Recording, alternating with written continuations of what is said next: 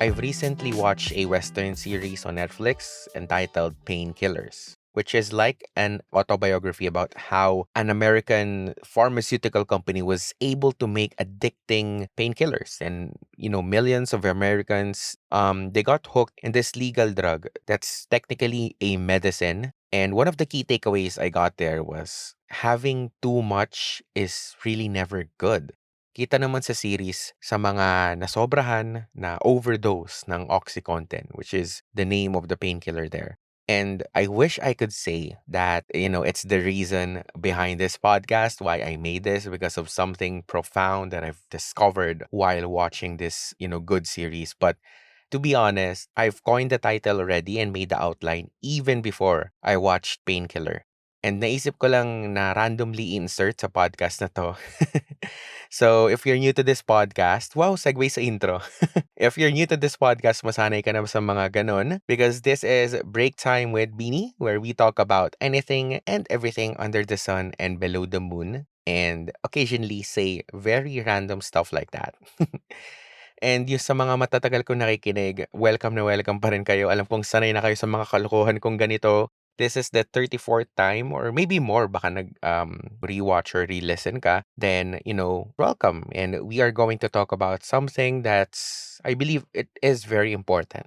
Although this episode is not about, addiction, literally, maybe in due time. Just because we are talking about metaphorical overdose of, those things that are too much, which I've titled nga as overdose, that doesn't make addiction or the literal overdose any less important. I'm not trivializing it or anything pero ayun nga kasi the quote and unquote overdose we are going to talk about today are the things, habits, and even people that you have. That's too much. And it's getting to a point that it's affecting your life in a very negative way. You hear the saying na too much of anything is bad. And that's true. But what we don't realize is sometimes there are things that we have been having, entertaining, that are way too much. And we don't even know it. We don't even realize it. Or maybe nasa self-denial waiting for a podcast para magbago ka pa na stage. The things I'm gonna mention, I believe that this will be of help to you. So we are going to list them down. And if you're guilty, then you're guilty. Trust me, you're not the only one. And every change must come first with realization. And maybe this is it. This is your time to realize some of those things. And ayun nga, without further ado, one of the things that we have way too much of, really too much, is social media. Scroll here, scroll there, and all of a sudden, 1 hour has already passed. I cannot emphasize enough just how much of a trap social media is, especially in stealing your time and giving you a false expectation of things. I know I've said this on my Sana All Part 1 podcast, and I'll say it again that the posts you see on Facebook, Instagram, Twitter, YouTube, TikTok, they're highlight reels. They don't show the dark, dirty, gritty side of everyday life. And even if you know those things, kahit alam mo na yung mga bagay na yun, if you still have too much of social media, you're still gonna get screwed time and time again. For me, ako lang to I'd rather binge watch on K-dramas, and anime, or yung mga streamers sa YouTube, sure, than mindlessly and endlessly go through app after app after app in a cycle of going back and forth, seeing the latest trends, seeing posts that are not even related, and going down a rabbit hole of so many things until, I get tired or sleepy, and then, puyat na naman ako. And sometimes your deadlines pa nga are, lagpas na because you spend 2 to 3 hours on Facebook videos randomly. Just imagine, conservatively, 2 hours a day on social media and apps times 7 days in a week. It's 14 hours. Now, I'm not gonna say that it's bad because baka nandun yung work mo, you find it recreational, it's a stress reliever, that's good for you.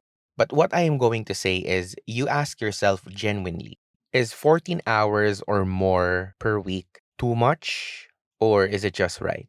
And of course, ikaw lang makakasagot niyan. Maybe it is just right, okay lang naman, pero some of us, I guarantee that it is way too much.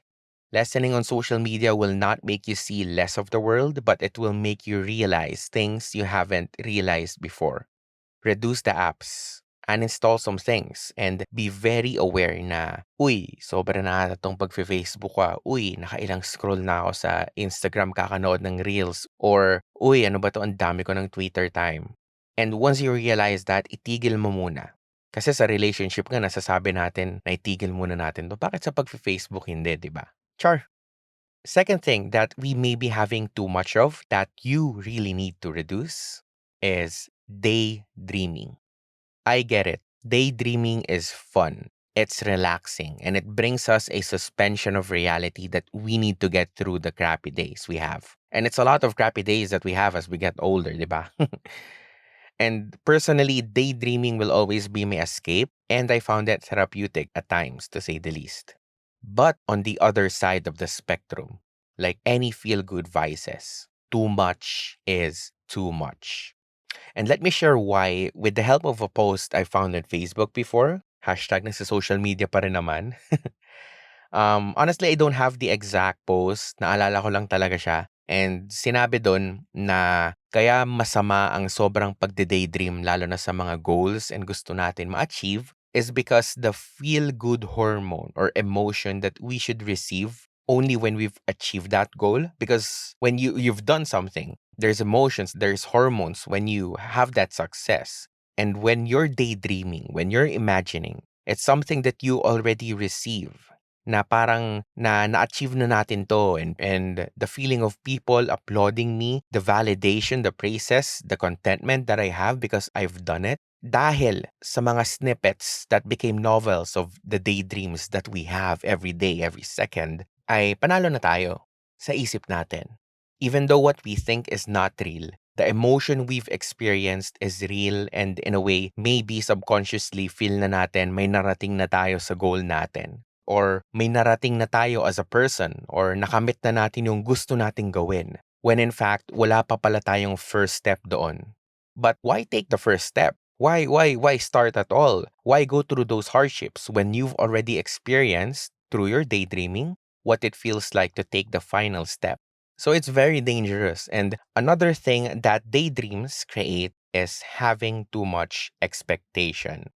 Sa bugang tulog mo or pananaginip mo ng gising, you've already achieved a lot and reached so many places. Pero when the high of daydreaming has faded and you're back to reality, that's the time that you get frustrated and deeply disappointed with yourself. Kasi yung expectation mo of who you are is so far with who you are currently. It's true that we've got to have an expectation of ourselves, but they should be realistic, which is something that daydreaming neglects. I don't know, man. Feel ko sa point na to, it's either gonna be unrelatable sa mga nakikinig or it's gonna be super relatable. Kumbaga extremes, di ba? Pero ayun, it's just coming from place of experience. When you overdose on your daydreams, it becomes a trap that drags you down unknowingly. Anyway, let's not go down the rabbit hole any longer. If you're still listening to this episode, for sure makaka-relate ka dito sa third point kapag nagtatrabaho ka na. Dahil another thing that's way too much that we have is actually literally indirectly killing a lot of young individuals. And it's an overdose of work. Take a mental note of this. Being a workaholic can only take you up so much before you start to spiral down. There's a reason why 8 hours a day lang ang work. There's a reason why may 1 hour lunch break ka and it's not for working more. Nor is it for sleeping dahil puyat ka kakatrabaho kagabi. The 1 hour lunch break that you have is for you to take a break before you break. You know what I'm saying? Bars. Hindi, pero I know I'm hitting deep parts of your heart right now, hopefully. When you understand that your work is not your life, but only a small, minuscule part of your life, I think that's where you can get comfort and find peace rather than being so indulged in your work na parang yun na lang yung buhay mo. Nakita ko sa LinkedIn. Oh, I love checking posts sa LinkedIn. There's a line that says, if you don't pick a day to relax, your body will pick it for you. I've known people who work their butts off to the point of no rest and barely sleep and eat, only to be rewarded with a 2-day rest in the hospital. And a concerned boss saying, "Kamusta ka na? Makakabalik ka na bukas, di ba?" Sheesh! Sa Pilipinas mo pa talaga pinili na mag-overdose sa work, na maging workaholic, ha? The audacity. Kung saan hindi nararapat, hindi akma ang sweldo mo sa pinapagawa sa'yo. I'm not trying to belittle you. I'm just saying to value yourself more. Red flag ang kumpanya na slightly above minimum na nga lang, pinapapasok ka pa ng weekends. Minsan wala pang bayad dahil offset daw tapos OTY, Monday to Friday. Tapos parang robot pa yung treatment sa inyo. If you know me, alam nyong hindi sa akin yung hugot na to currently. Salamat sa work ko sa Canva. Pero a lot of people I know are unfortunately in this types of situation. Kaya para sa mga pinagdadaanan nito, I'm here to say na don't work too much. Give time to yourself, to your friends, to your family, to your hobby, to your passion projects like how I am with, my podcasting. And also, since we're in the topic of being too much of a workaholic, I'm a firm believer that work is work and workmates are workmates. They can become friends, but it's less ideal than you think. Probably the social extrovert listeners of this podcast, they may not agree with me as much, pero I've heard way too many stories. I've seen too many situations of work-related incidents, betrayals, siraan, and scandals. I'm not sure kung yung mama ko nagsabi sa akin ito before or what. Sinabi niya sa akin, which later on I really realized, that not all of your workmates are your friends. And not all of your friends in the work are people you can trust talaga. You can be friends with them, but that doesn't mean you can trust them. What you say in the workplace with workmates may not be as understood as when you say it at home or, with your barkada. Am I demonizing making friends at work? Am I discouraging you to enjoy your time at work? Heck no. I have lots of friends sa current work ko ngayon sa Canva dahil sa iba't ibang club activities and events na sinasalihan ko. Parang umabot na nga ako sa peak ko of being an introvert na pag pumasok ako sa office, meron at meron akong kakilala na babatiin. And even before sa CNX, yung mga kasama ko nung training dati talaga nung una, ngayon, kasamgyup and kapitsahan ko pa rin sila. 'Di ba? Shoutout sa inyo, Janina, Kurt, Hannah, Jolo. Hangout tayo soon. Dito talaga ni Yaya. And yung mga ko later sa prod floor nung naging tenured na ako sa CNX. Ayan. I think I've shout-outed them many times already, but they're just worth mentioning dahil nung time na, kinakapa namin ng work, kami-kami talaga yung mga tropa. Sila Kala, Marlu, Danica, Jai, nakakasama ko pa rin naman sila up till now. I'm not like a person in the corner na working and then going home agad. I socialize, I mingle, I tell jokes, I laugh. But at the end of the day, I don't do that to everyone. Ilan lang talaga yung mga naging friends ko out of the hundreds of people I interacted in that company sa CNX. So ayun nga, feel free. Go and make friends sa work, pero be alert rin. I guess be cautious. I can't find a better word and I'm not going to sugarcoat this. So I guess be cautious na lang talaga. Kasi babalik tayo sa point ko. And of course, you can take what I said or everything that I said rather in this podcast with a grain of salt. Pero ayun nga, my point is your work is not your life and should never be your life. Your work is just a part of your life.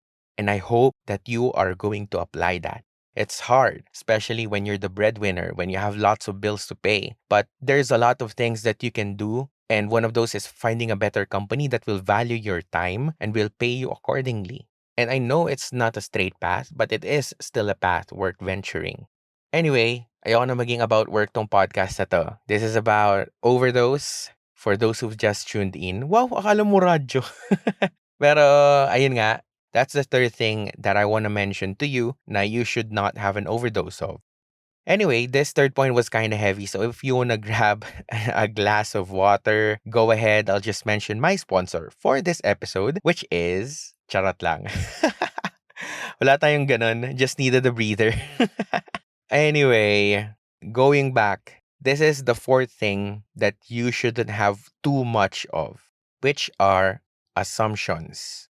Nung minention ko itong podcast title ko sa mga kaibigan ko, and then one of my work friend, si Nelly, sinabi niya to, which is assumptions.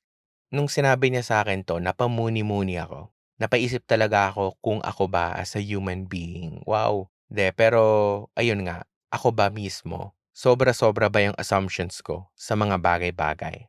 And how is this really relevant? Because I think in some ways, at least how I see it, the more assumptions there is on anything, especially relationships, not only the romantic kind, but all sorts, the more assumptions there are, the less communication there will be. And once communication hits a certain level of scarcity in situations, doon magbubunga ang mga misunderstandings.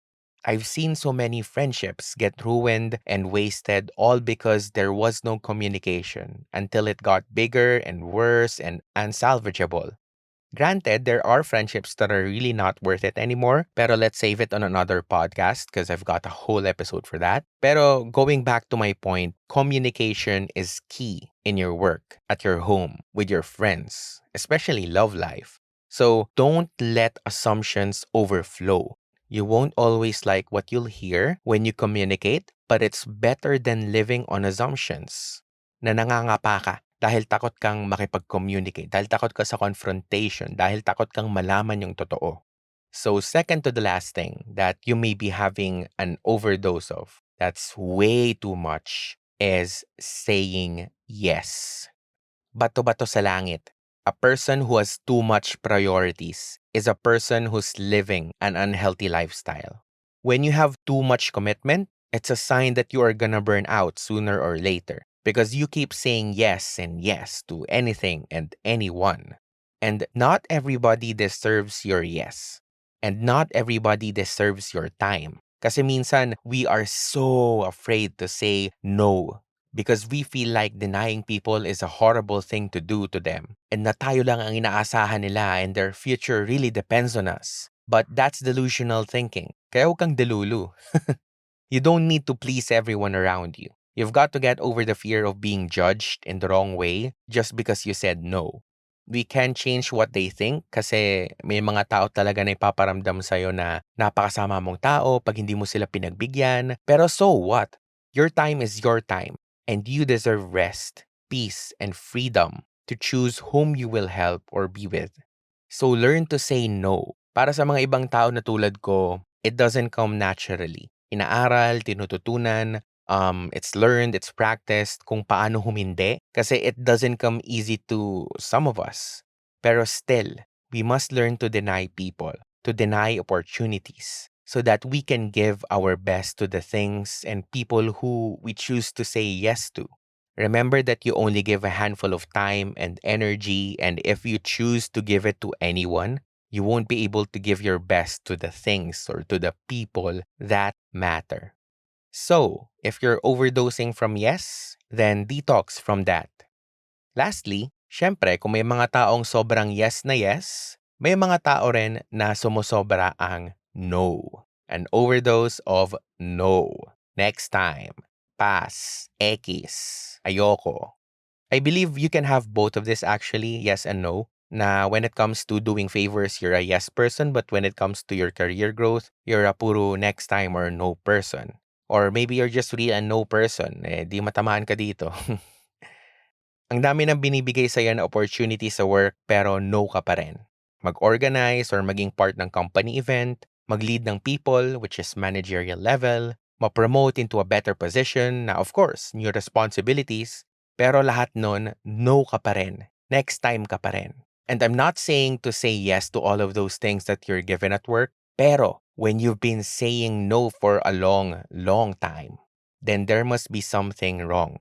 Hindi naman sa'yo agad, maybe with your company. Maybe added responsibilities have no financial gain or maybe na mas magiging toxic talaga ito kapag tinry mo, kitang-kita mo na yung mga ibang na-promote or what. Kung ganun, I suggest na maghanap ka na ng ibang company na una, syempre, may better pay. Pero secondly, a company that will reward those yeses. so that you don't have to keep on saying no. Pero alam mo madalas, the reason why we just keep saying no is because we've gotten too comfortable. Ginawa mo ng bahay yung comfort zone mo. If comfort zone were a room, then yours would be so aesthetic dahil ang tagal mo na doon. 3 stories na yung comfort zone mo pero wala ka pang napupundar na stories to share to people someday because you're just there in your comfort zone and you didn't leave and you just kept saying no. Eh, Bini, paano pag umoo ka tapos mali pala? Eh di sugurin niyo ako, charot. Eh di mali, eh di fail, eh di napahiya. But it won't be always like that. It won't be always raining. You won't be always failing. Storms, no matter how strong they are, will disappear soon enough. But you will never know that. And you won't get to experience the sun and see the sea of clouds if you just stay there at the bottom because all the no's that you keep on choosing. You never know how much you need to grow if you don't take the opportunities given to you, if you don't fail, if you don't get corrected. And, sa umpisa, learning curve talaga, learning period talaga. Pero, it's better than saying no all the time. So, quit on overdosing on no's, on next times, on pass, on ayoko, on ekis, on hindi ko kaya. Because maybe this is the time. And from all the things that I shared, sana hindi ka masobrahan, ma-overdose ng mga bagay na maghahatak sa'yo pababa.